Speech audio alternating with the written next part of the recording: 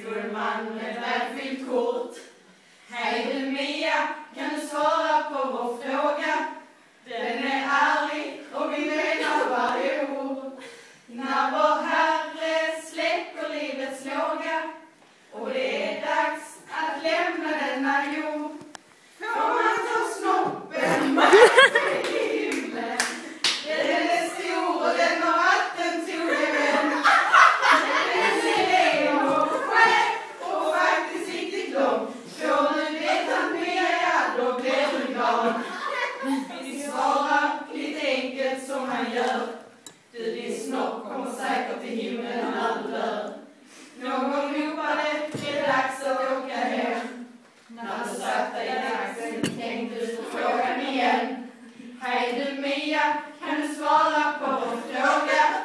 Den är ärlig och vi menar varje ord. När vår Herre släcker livets låga och det är dags att lämna denna jord, får man ta snoppen med sig in i himlen. Den är stor och den har vattentrogen vän. Den är len och skär och faktiskt riktigt lång. Får du veta mer, ja då blir du glad. För dig är frågan så viktig och du förtjänar ett ärligt svar.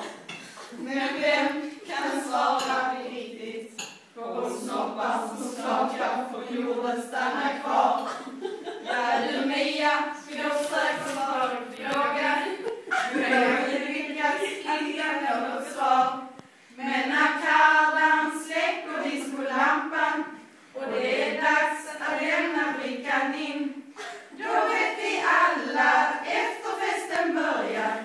Sen är det dags för en jävla massa sex.